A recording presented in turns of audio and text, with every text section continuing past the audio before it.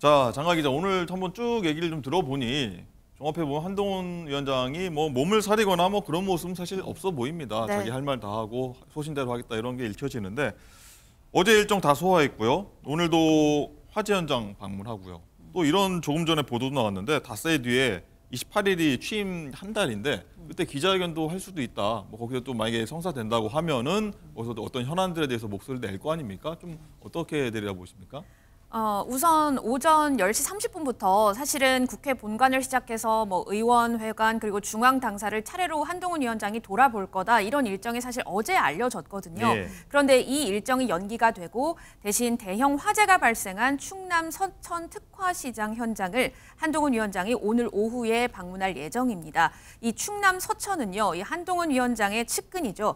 장동혁 사무총장의 지역구이기도 합니다. 그렇군요. 그렇습니다. 그리고 아까 말씀하셨던 것처럼 조금 전에 나온 보도에 따르면 한동훈 위원장이 지난 12월 26일에 취임을 했는데요.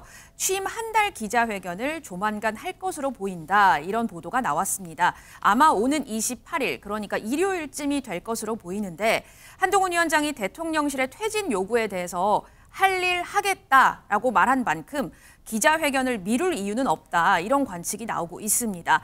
다만 대통령의 신년 기자회견 여부는 불투명한 상황에서 한동훈 위원장이 기자회견을 열게 되면 사실상 대통령실을 좀 우회적으로 압박하는 모양새가 될 것이다라는 분석도 나오는데요. 앞서서 김기현 전 대표 그리고 이준석 전 대표는 100일 기자회견은 한 바가 있습니다. 네, 그렇군요. 이종훈 실장님, 일단 네네. 쭉 뭐 장가 기자 얘기를 들으셨는데 네. 뭐 한동훈 위원장은 떳떳하다. 그냥 내 할 일 하겠다. 뭐 어떻게 보면 뭐 하던 대로 정면 돌파하겠다. 이런 좀 취지 같기도 해요. 의지. 그렇습니다. 인재영입도 어저께 그 삼성전자 전 사장도 인재 영입을 했고 인재 영입에서 장면이 굉장히 따뜻했어요. 그러니까 웃음 환하게 웃고 셀카도 찍고 하더라고요. 셀카 찍고 그 대목에서 지금 말씀하셨듯이 할 일을 한다라는 의미가 이런 거구나. 그러니까 사실 정치인들은 굉장히 힘들어도 표정을 관리를 해야 되잖아요. 그런데 일단 표정 관리를 하든 안 하든 저 장면이 굉장히 화제가 됐어요. 네. 그러니까 한동훈 비대위원장은 흔들리지 않고 있구나라는 어떤 생각이 들게 하고요. 그다음에 100일 기자회견을 대개는 해요. 비대위원장이나 당대표들. 하지만 100일이 언제예요? 총선이잖아요. 네, 그러네요. 그러니까 한동훈 비대위원장은 100일 기자회견이라는 게 무의미해요. 네.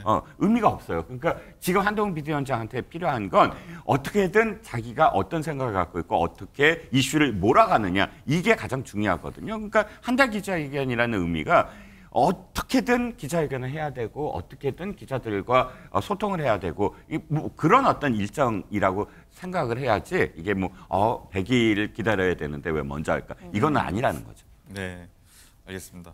그리고 사실 이 사태라고 해야 될까? 이 상황을 쭉 보면은 가장 다급한 사람들 누굴까 보면 사실 국민의힘 의원들 아니겠습니까? 총선 앞둔 뭐 예비 후보자랄지 가장 곤란할 텐데 이 의원들이 사태 파악에 사실 굉장히 분주하게 움직이고 있다고 하는데 장가 기자 어떻습니까? 여당 분위기 지금 어떤가요? 지금? 어제부터 여론조사 전화 많이들 받으셨을 텐데 어제가 국민의힘 공천 컷오프 여론조사 첫날이었기 그랬죠. 때문에 여론 추이를 모르니까 의원들이 좀 몸조심을 하는 모습이다. 이런 게 좀 관측이 나오고 있고 그다음에 어제 김경률 비대위원의 TK 비하성 발언을 논의하기 위해서 경북 의원 모임이 우선 취소가 됐는데요. 경북도당 위원장인 송원석 의원은 어제 기자들에게 오비 일학 우려가 있다. 그다음에 오해 소지가 있기 때문에 이 모임 안 하는 게 나을 것 같다. 이렇게 네. 언급을 했습니다. 또 일각에서는 일단 지금 봉합이 안 되더라도 된 것처럼 해서 선거를 좀 잘 치러야 한다는 목소리도 있고 아니면 사천 우려부터 없애야 한다라는 목소리도 있습니다. 또 비윤계에서는 한동훈 위원장 사진 걸고 지금 선거운동 하고 있는데 한동훈 위원장을 내쫓으면 어떻게 선거를 치르느냐라는 네. 반응도 나오고 있습니다. 그렇군요. 이종훈 실장님, 일단 뭐 상당수 일단 의원들이랄지 여권 인사들이랄지 일단 대통령실 그리고 한동훈 위원장이 좀 눈치를 좀 뭐 분위기를 좀 보고 있으면서 좀 가만히 좀 정중동 자세를 좀 보이고 있는 것 같은데 뭐 일각에선 현재 권력 그리고 미래 권력 충돌 아니냐 뭐 이렇게 좀 눈치를 많이 보고 있는 것 같아요.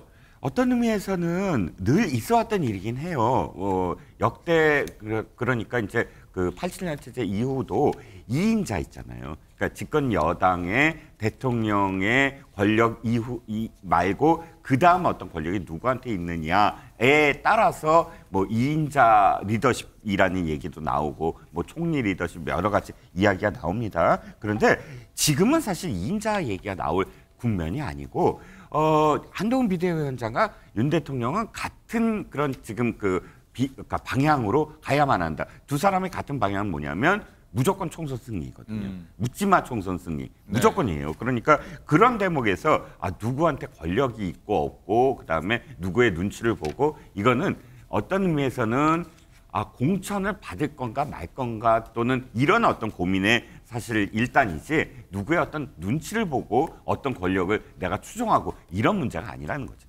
네. 어쨌든 이게 미묘하게 오늘 조간들 보면은 한동훈 위원장의 약간 좀 기운 거 아니냐, 윤 대통령 리더십이 좀 위기에 빠졌다 이런 좀 그런 논조들도 나오고 있긴 한데 어떻게 보십니까? 아니 그런데 이 당의 사실 전략이 그렇게 돼야만 해요. 뭐냐면 지금 민주당 야당에서 공격하는 건 이거잖아요. 회고적 투표, 즉 윤 대통령 정부가 잘못됐다. 그러니까 윤 대통령을 바라봐야 된다는데 한동훈 비대위원장 임명한 게 뭐겠습니까? 윤 대통령 보지 말고 나를 봐라. 나를 본다는 건 이 당의 미래를 봐달라. 그러니까 회고적 투표가 아니라 전망적 투표를 해달라. 이런 어떤 의미이니까 어떤 의미에서는 저는 그게 당의 전략이라면 맞는 방향으로 간다는 거죠. 네, 알겠습니다. 민주당은 또 이 사태를 또 어떻게 바라보는지 좀 궁금하긴 합니다. 장가희 기자, 4월 총선에 이번 건이 어떤 영향을 미칠지 뭐 득실 계산, 민주당도 굉장히 좀 분주한데 법적 조치까지 검토하는 게 있다고요? 그렇습니다. 민주당에서는 이 윤 대통령의 당무 개입, 그러니까 정치적 중립 의무를 위반했는지에 대해서 초점을 맞추고 법적 검토에 들어갔습니다. 그런데 이런 얘기도 나옵니다. 김건희 여사를 살리기 위해서 가장 친한 두 사람이 서로 갈등을 일으키는 모양새 취하는 것 아니냐. 관련된 목소리 모두 듣고 오시겠습니다. 대통령이 특정 정당의 선거, 총선 관련해서 이렇게 노골적이고 깊숙이 개입한 사례가 있었나 그런 생각이 듭니다. 대통령실이 공당의 대표 보고 나가라 마라 개입한 것은 더 엄청난 문제입니다. 윤석열 부부와 한동훈 국민의힘의 짜고 치는 고스톱 약속 대련 같은 국민 속이기 차별화 전략일 가능성도 배제할 수 없습니다. 정말 당무 개입까지 하면서 대통령과 한동훈 위원장 간에 불화설이 있는 게 맞는 것인지 결국은 한동훈 위원장의 행동이 무엇으로 보여지느냐에 따라 달라진다고 생각합니다.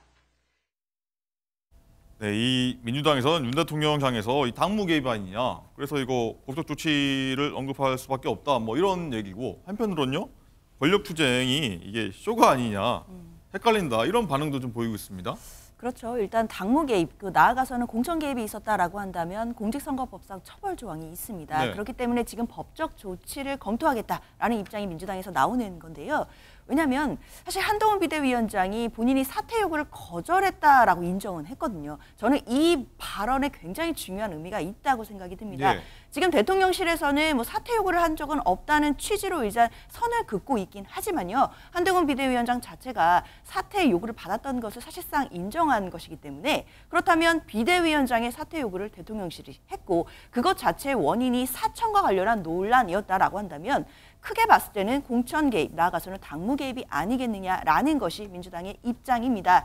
그런데 일단 이게 법적 조치를 취하고 뭐 법적으로 처벌받을 수 있는지 여부는 사실 차치하고서요. 사실 국민들 입장에서 보시기에는 헌법적 가치를 훼손하고 있다라는 점에서는 문제 제기가 될 것 같습니다. 또한 한동훈 비대위원장이 사실 비대위원장으로 취임하고 나서 그런 말씀하셨거든요. 뭐 궁중 암투나 삼국지 정치하지 말자 이랬는데 지금 보여지고 있는 집권 여당의 모습은 누구보다도 궁중 암투와 삼국지 정치가 난무하고 있는 상황으로 보여지기 때문에 이 부분들은 국민 민심에 두고두고 영향을 미칠 것이다 이렇게 보고 있습니다. 네, 당무 개입 관련해서는 뭐 일각에서는 그 성립이 안 된다, 법적 조치 성립이 안 된다 의견도 있다는 점 제가 말씀드리고 갔고요. 이종훈 실장님, 일단은 이준석 개혁신당 대표도 이관섭 실장을 보냈다는 의미가 약속 대련이다. 뭐 어제부터 약속 대련이란 말 굉장히 많이 나오고 있는데 쉽게 말해서 좀 짜고 치는 고스톱 이런 주장인데 현실성이 있다고 보십니까? 뭐 일단 현실성 여부를 떠나서 민주당 일각에서도 아까 최고위원들이 그런 얘기 하잖아요. 정청래 최고도 그렇고 네. 제가 보기엔 되게 불안한 것 같아요. 만약에 그렇게 됐을 때 예를 들어서 가장 그 충격의 사례가 6.29 선언이었잖아요. 당시 6.29 선언의 사례를 비추어 보면 어쨌든 2인자 리더십 그래서 나오는데 서로 2인자가 이 대통령의 어떤 문제를 뛰어넘고 극복하고 자신의 어떤 권력 지향적인 이런 상황이 됐을 때 사실 민주당이 굉장히 만약에 그게 사실이라면 충격일 수밖에 없고 그런데 민주당이나 이준석 대표가 지금 곤란을 겪는 게 이거거든요. 그러니까 적과 나를 구분해야 되는데 윤석열 대통령과 한동훈 비대위원장이 서로 대립하는 국면에서는 윤 대통령을 비판하면 한동훈 비대위원장을 지금 띄워주는 결과가 되고 또 한동훈 비대위원장을 비판하면 윤 대통령을 띄워주는 결과가 돼요. 결과적으로는 그렇기 때문에 사실은 이렇게 그 정치에서 피하 구분이 굉장히 중요한 상황에서 어떤 의미에서는 민주당이 굉장히 지금 곤란하다. 그러니까 이슈도 지금 확실히 완전히 이쪽 윤 대통령과 한동훈 비대위원장으로 한 4일간 지금 완전 이슈를 빼앗기고 그런 것 있어요. 같습니다. 그리고 이제 최고위원 논평밖에는 지금 이슈가 안 되고 있잖아요. 그래서 여러 가지로 민주당한테 유리한 국면은 아니다라는 생각입니다.